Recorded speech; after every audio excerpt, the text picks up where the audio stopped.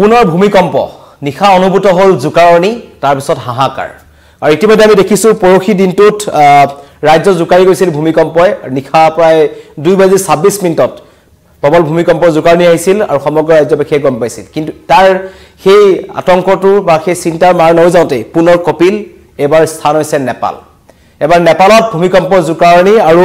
খুব সৰু নহয় কাৰণ নেপালৰ কথা আমি জানো যে নেপালত 2015 চনত ভূমিকম্পই কেনে এক পৰিস্থিতিৰ সৃষ্টি কৰিছিল কিন্তু তাৰ পাছত পুনৰ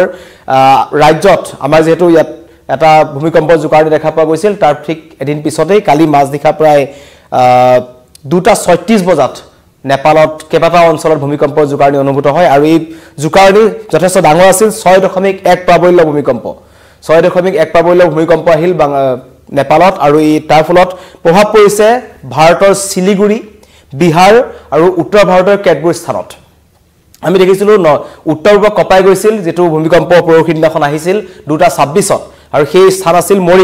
মৰিগাঁও আছিল অভিকেন্দ্ৰ মৰিগাঁও অভিকেন্দ্ৰৰ পৰা ভূমিকম্প জুকাৰণী হৈছিল আৰু নিখা প্ৰায় 2:26 যেনেকুৱা ধৰণৰ ভূমিকম্প জুকাৰণী অনুভূত হল সমগ্ৰ ৰাজ্যবাসী আতংকিত হৈ পৰিছিল সেই ক্ষেত্ৰক লৈ আৰু সৰু খুৰা ৰাজ্যৰ প্ৰান্তে দুই এটা স্থানত ভূমিকম্পৰ পৰা কাৰবাৰ ঘৰত বেৰত ফাট মেলা এনেকুৱা ধৰণৰ খবৰো আহিছিল গতিকে যথেষ্ট শক্তিশালী আছিল সেই ভূমিকম্প ঠিক সেই ভূমিকম্পৰ চাঞ্চল্যৰ মান নৌজাওতে পুনৰ এবাৰ উত্তৰ ভাৰতত ভূমিকম্পৰ জুকাৰণী আৰু বিশেষকৈ সেই ভূমিকম্পই সমগ্ৰ নেপালক সামৰি লৈছে 6.1 প্ৰাবল্যৰ ভূমিকম্প নিখা 2:36 বজাত আৰু বিশেষকৈ এই অঞ্চলটোত বিহাৰৰ যি মুজফ্ফৰপুৰ আছে মুজফ্ফৰপুৰৰ পৰা সেই অঞ্চলটোত 189 কিলোমিটাৰ উত্তৰে যত অৱস্থিত আছে নেপালৰ বাগমতি এই বাগমতি প্ৰদেশত ভূমিকম্পৰ প্ৰবল জুকাৰণী পোৱা গৈছে অনুভূত হৈছে আৰু যাৰ ফলত সৰু খুৰা যথেষ্ট সংখ্যক ক্ষয়ক্ষতিৰ খবৰ কিন্তু আহিছে ডাঙৰ একো হোৱা নাই কিন্তু কোনো লোকৰ মৃত্যু হোৱা নাই হতাহত হোৱা নাই কিন্তু বহু বাসগৃহত ফাট মেলিছে আৰু ইয়াৰ অঞ্চলটোৰ যি জাৰ্মান ৰিচাৰ্চ চেণ্টাৰ আছে ফৰ জিঅ' চেঞ্চৰ ফালৰ পৰা জনোৱা হৈছে ভূমিকম্পৰ প্ৰাবল্য 6.1 আৰু সাগৰ পৃষ্ঠৰ পৰা 10 কিলোমিটাৰ তলত এই ভূমিকম্পৰ অভিকেন্দ্ৰ আছিল আৰু সেই অভিকেন্দ্ৰটো ইতিমধ্যে কৈছো যে নেপালৰ যি বাগমতি প্ৰদেশ আছে তাৰ পৰা কিন্তু এই ভূমিকম্পৰ জুকাৰণী অনুভূত হল লগে হুলস্থুলীয়া পৰিৱেশৰ সৃষ্টি হৈছে আৰু জনাইছো উত্তৰ ভাৰতৰ প্ৰভাৱ পৰিছে উত্তৰ ভাৰতৰ বিশেষকৈ বিহাৰ শিলিগুৰি আৰু ভাৰতৰ অন্যান্য চুবুৰীয়া অঞ্চলসমূহত ইয়াৰ ভূমিকম্পৰ কিন্তু জুকাৰণী অনুভূত হৈছে আৰু খুব সহজ আছিল খুব কম সৰু প্ৰাবল্যৰ আছিল 6.1 প্ৰাবল্যৰ আছিল আৰু জনোৱা মতে এটা আমি দেখিছো বিশেষকৈ এই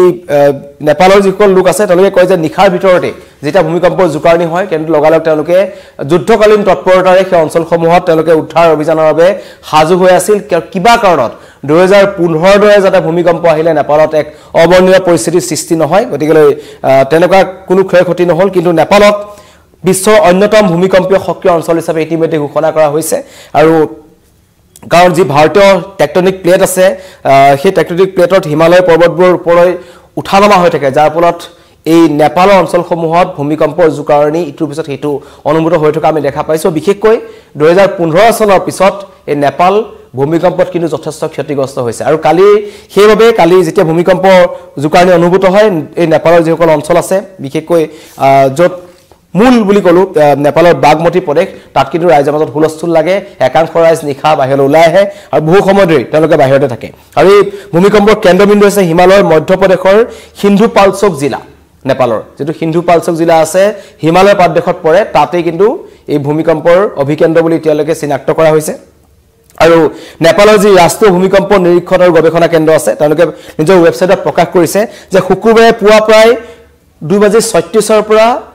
3টা ভাগত 2:51 বজালৈ এই ভূমিকম্পৰ জুকাৰণী আছিল আৰু মূল সেই অঞ্চলটোৰ যি অভিকেন্দ্ৰ আছিল সিন্ধুপালচকৰ ভৈৰৱকুণ্ড তাৰ পৰা কিন্তু এই ভূমিকম্পৰ মূল অভিকেন্দ্ৰ চিনাক্ত কৰা হৈছে আৰু লগে সেই শুক্ৰবাৰে পুৱতিনিশা যি কঁপনি হল সেই অঞ্চলত নেপালৰ বহু অঞ্চলত বিশেষকৈ পূব আৰু মধ্য অঞ্চলৰ মানুহে অনুভৱ কৰে যাৰ ফলত তাৰ কিছু জুকাৰণী ভাৰত আৰু চীনৰ তিব্বত সীমান্ততো কিন্তু ভূমিকম্পৰ জুকাৰণী অনুভূত হয় গতিকে এটা সৰু ভূমিকম্প আছিল যথেষ্ট ডাঙৰ ভূমিকম্প আছিল আৰু তেওঁলোকে কৈছে যে সৌভাগ্যক্ৰমে কোনো বৃহৎ ক্ষয়ক্ষতিৰ তথ্য ইয়ালৈ অহা নাই বা কোনো লোক আঘাতপ্ৰাপ্ত হোৱা নাই যিসকল লোক আছিল বাতৰি লিখা পৰলৈকে বা বাতৰি যিমান সময় আমাৰ ইয়ালৈকে আহিছে এতিয়ালৈকে সিমানলৈকে কিন্তু সেই অঞ্চলসমূহত পৰিস্থিতি মূল্যায়ন কৰি থকা হৈছে নেপালৰ প্ৰশাসন তৎপৰ হৈছে যে কোনো লোক ভূমিকম্পৰ ফলত আঘাতপ্ৰাপ্ত হৈছে নেকি তেনেকুৱা ধৰণৰ কিন্তু চৰকাৰী তথ্য বৰ্তমানলৈকে কিন্তু অহা নাই লগতে কৈছে নেপালৰ যি সক্ৰিয় ভূমিকম্প অঞ্চলসমূহ আছে সেই অঞ্চলসমূহত অত্যন্ত দুৰ্বল কিছু অঞ্চল আছে যে যাতায়াতৰ ক্ষেত্ৰত দুৰ্বল হৈছে সেই অঞ্চলসমূহলৈ কিন্তু ইতিমধ্যেই প্ৰশাসনৰ লোক গৈছে যাতে তাত কোনোবা লোক যদি আছে তেন্তে সেইসকলক যাতে উদ্ধাৰ কৰিব পাৰি কাৰণ আমি সকলোৱে জানো যে হিমালয় পাদদেশত অৱস্থিত এই নেপালত 2015 চনত যেটো ভয়ংকৰ ভূমিকম্প হৈছিল তাৰ ৰিক্টাৰ স্কেল আছিল 7.8 যাৰ ফলত ভূমিকম্পটোত 9000 অধিক লোকৰ মৃত্যু হৈছিল আৰু এতিয়া সোশ্যাল মিডিয়া কিছুমান ভিডিও আছে কেনেকুৱা ধৰণৰ ধ্বংসলীলা ভূমিকম্পই চলাইছিল নেপালত গতিকে হেতু কোনে পাহৰিব পৰা নাই 10 লাখৰ অধিক অট্টালিকা ক্ষতিসাধন হৈছিল 9000 লোকৰ মৃত্যু হৈছিল গতিকে তেনে এক দেশত তেনেকুৱা এখন অঞ্চলত যেটা ভূমিকম্পৰ জুকাৰণি হয় তেন্তে কিন্তু ৰাইজ আতংকিত স্বাভাৱিক কাৰণ আমি দেখিছিলো যে বৃহস্পতিবাৰ দিনটোত সমগ্ৰ উত্তৰ পূৰ্বাঞ্চল কঁপাই গৈছিল বিশেষকৈ অসমৰ বিভিন্ন অঞ্চল গুৱাহাটীকে ধৰি এই অঞ্চলসমূহ নামনি সময়ত ব্যাপক প্ৰভাৱ পৰিছিল ভূমিকম্পৰ কাৰণ তাৰ অভিকেন্দ্ৰ আছিল কিন্তু মৰিগাঁও যেটো পাবল্য আছিল 5.0 পাবল্য গতিকে গুৱাহাটীতে অনুভূত কৰা হৈছিল আৰু 16 কিলোমিটাৰ গভীৰতাত এটো মৰিগাঁও অঞ্চলত হৈছিল গতিকে ইটোৰ পিছত হিটো আৰু কলিকতাতো ভূমিকম্পৰ জুকাৰণি অনুভূত কৰা হৈছিল বংগোপসাগৰত 5.1 ৰিক্টাৰ স্কেলত এটা ভূমিকম্পৰ ফলত যা কলিকতাৰ পশ্চিমবংগৰ কেইবাটা অঞ্চলত কিন্তু ভূমিকম্পৰ জুকাৰণি অনুভূত হৈছে গতিকে নিখা কেইবাটা অঞ্চল ভূমিকম্পই জুকাৰি গল আৰু তাৰ মাজতে ৰাজ্যৰ মাজত আতংক একাংশৰাই জুলাই আহিল বিশেষকৈ মই কৈছোৱে যে নেপালত যেনেকুৱা ধৰণৰ 6.1 ৰিক্টাৰ স্কেলত যেটো ভাবল্যৰ ভূমিকম্প আহিল তাৰ ফলত নেপালৰ এই বিশেষকৈ যি বাগমতি প্ৰদেশ আছে এই বাগমতি প্ৰদেশত হাহাকাৰ লাগে কিন্তু সৌভাগ্যক্ৰমে তাত কোনো ধৰণৰ লোক এতিয়ালৈকে হতাহত হোৱা নাই তেনেকুৱা ধৰণৰ খবৰ অহা নাই কিন্তু যুদ্ধকালীন তৎপৰতা অব্যাহত ৰাখিছে নেপাল চৰকাৰে প্ৰশাসনে যাতে কোনো লোক যদি ইয়াত হৈছে বা আঘাতপ্ৰাপ্ত হৈছে তেওঁলোকক যাতে অতি সোনকালে চিকিৎসাৰ ব্যৱস্থা কৰিব পাৰি বা তেওঁলোকক উন্নত চিকিৎসা প্ৰদান কৰিব পাৰি বা তেওঁলোকক উদ্ধাৰ কৰিব পাৰি কিন্তু সৌভাগ্যক্ৰমে এতিয়ালৈকে তেনেকুৱা ধৰণৰ কোনো খবৰ কিন্তু আমাৰ হাতত আহি পৰা নাই যাৰ ফলত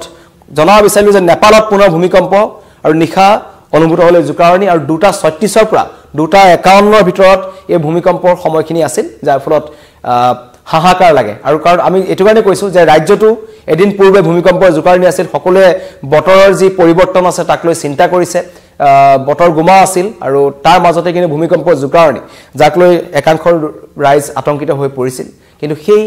আতংক বা সেই চিন্তাৰ চৰ্চা অব্যাহত থকাৰ মাজতে পুনৰ নেপালত ভূমিকম্প হল আৰু সেই জুকাৰণি শিলিগুৰি বিহাৰ অঞ্চলটো দেখা পোৱা গল আৰু ইতিমধ্যে মই কৈছো হিন্দুকোষ প্ৰদেশত এই ভূমিকম্পৰ অভিকেন্দ্ৰ আছিল আৰু সাগৰ পৃষ্ঠৰ পৰা 15 কিলোমিটাৰ তলত এই ভূমিকম্পৰ অভিকেন্দ্ৰ আছিল কিন্তু এটাই ভাল কথা সৌভাগ্যৰ কথা যে ভগৱানে ক'ব লাগিব যে কোনো লোক এনেকুৱা ভয়ংকৰ 6.1 পাবল্যৰ ৰিক্টাৰ স্কেলৰ ভূমিকম্প অহাৰ পিছতো নেপালৰ কিন্তু কোনো ধৰণৰ ক্ষয়ক্ষতিৰ কথা এতিয়ালৈকে অহা নাই খুব বেছি ক্ষয়ক্ষতি হোৱা নাই সৰু সৰু যদি ক'বাত হৈছে হেকিটা কিন্তু খবৰ আহিছে তাত কোনো লোক হতাহত হোৱা নাই আৰু চিকিৎসালয়লৈ যাবলগীয়া পৰ্যায়ত হোৱা নাই তথাপিও দুৰ্গম অঞ্চলসমূহলৈ গৈছে প্ৰশাসন আৰু তেওঁলোক হস্তম হৈ আছে কিবা কাৰণত যদি এনেকুৱা ধৰণৰ ভূমিকম্প পুনৰ আহে কাৰণ মই ইতিমধ্যে কৈছো যে আপোনালোকেও জানে যে নেপাল অঞ্চলটো ভূমিকম্পৰ কাৰণে যথেষ্ট এটা